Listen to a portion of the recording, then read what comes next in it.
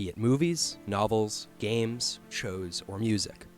Each medium has its own unique ways of telling a story, but regardless of the differences from medium to medium, there are certain storytelling concepts that are never that far away, and one such concept, often overlooked, is emotion.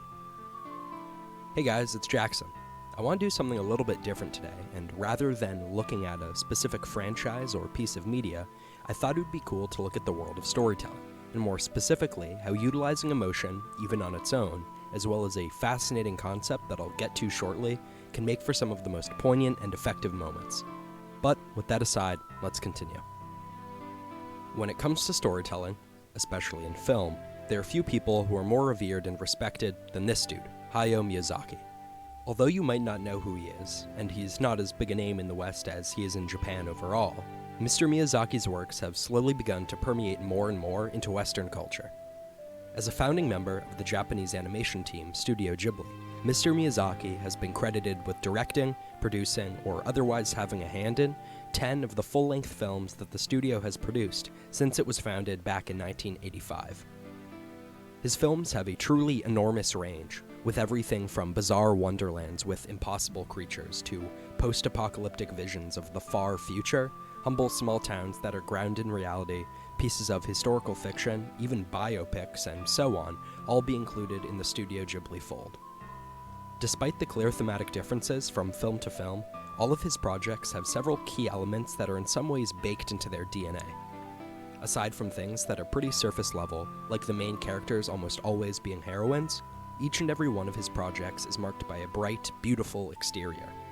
And for some people, these nearly cartoony visuals are kind of the extent of it, warranting many of the film's PG ratings, as well as creating the sort of unfair and inaccurate, but ultimately unique and very interesting descriptor of Ghibli-core, a word used to describe a soft, quaint, and idealistic lifestyle that's free of conflict.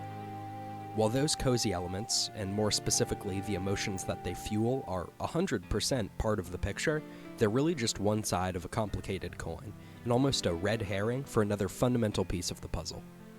Beneath the charming aspects of any Miyazaki film, or Studio Ghibli film for that matter, is a nuanced, multi-layered conflict that's almost always more than meets the eye, encapsulating struggles which go far beyond just what's shown on screen.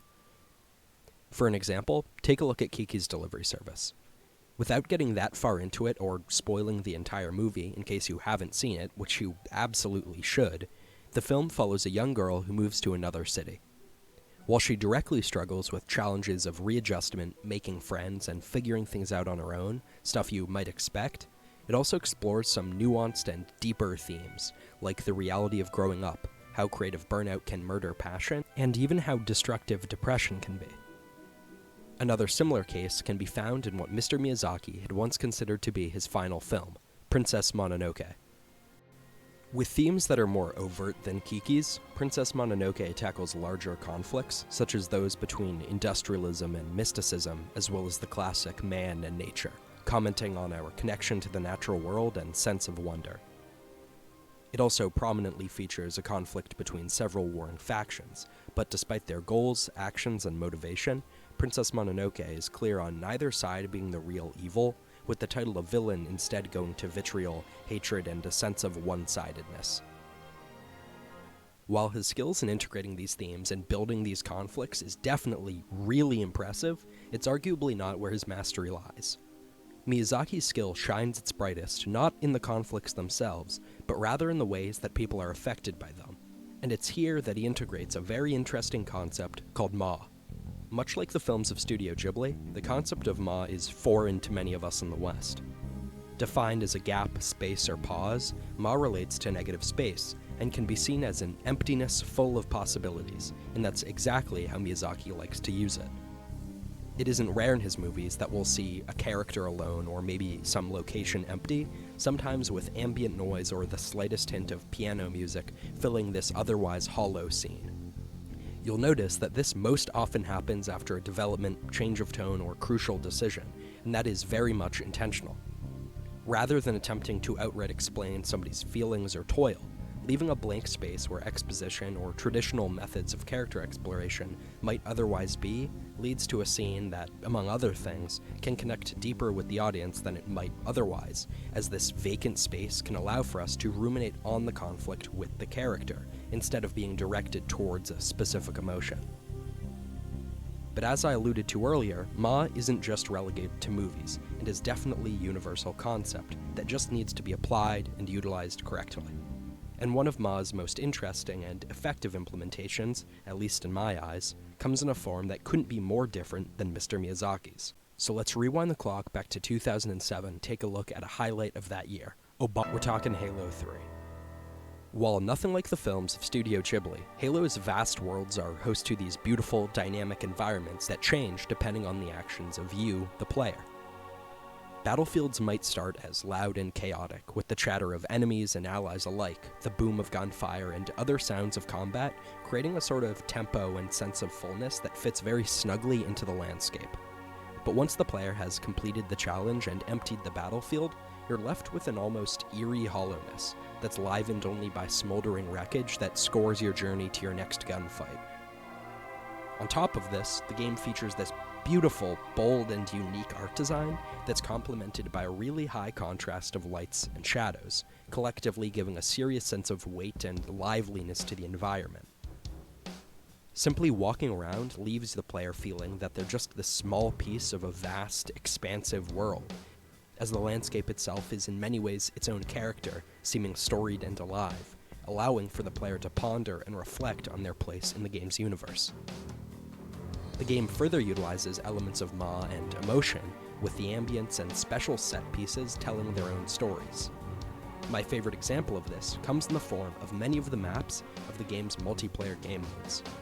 They range from dozens of varied locations which, much like Studio Ghibli's films, don't have much in common, but each excel at leaving the player contemplating. The aptly named Epitaph is this colossal, beautiful structure that stands alone at the center of an impassable alien desert.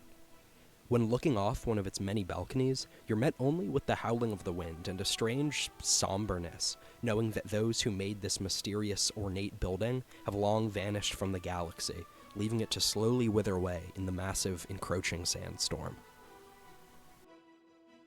On the other end of the spectrum is a vacant training arena attached to a military base somewhere in Africa, simply referred to as the Pit. Here, the grounds are disheveled, with weapons and gear littered about. Radios and computers are haphazardly pushed aside, seemingly abandoned by their operators in a hurry, leaving them to constantly spew military chatter and radio drivel. Far outside the boundaries of the map and far in the distance is Mount Kilimanjaro and its surrounding jungle, where huge plumes of smoke rise into the air, suggesting that the skeleton crew who once manned the base joined the battle for Earth in a hurry, leaving just before you arrived and invoking a serious sense of just missed 'em in the player. Finally is Standoff. As its description suggests, this plateau was once home to a radio telescope station, listening for a message from beyond the stars. But with humanity on the back foot and Earth threatened by an alien invasion, it's taken a more militaristic role, and has now been converted to a missile launch site. Despite this somewhat sinister background, Standoff is, in many ways, very much the opposite. The bright, hardy colors of the plateau are only enhanced by the warmth of the afternoon sun, as the sky stretches over this beautiful, endless savanna, littered with small buildings, the occasional grove of trees, and debris from the battle. The sound of cicadas chirping of crickets and grinding of the massive satellite dishes beyond the map's perimeter only add to the ambience, invoking a very familiar, a kind of innocent feeling, reminiscent of a late summer day as a kid, vacant of chores or any real obligations. In the end, you might watch one of Studio Ghibli or Miyazaki's films and find that they have very little in common with the landscapes of the Halo games, and that's alright, because we're not so interested in the similarities that define them, but rather their differences and how they create beauty in their own way using concepts like Ma. On a similar note, you might watch one of the movies that I mention here and get your own takeaway or find something that's completely different than what I got. Or you might look at one of Halo's landscapes and just get a feeling that I didn't mention, or maybe you wouldn't find very much at all. And again, that's in some ways even better, because it's through that interpretation that art can flourish.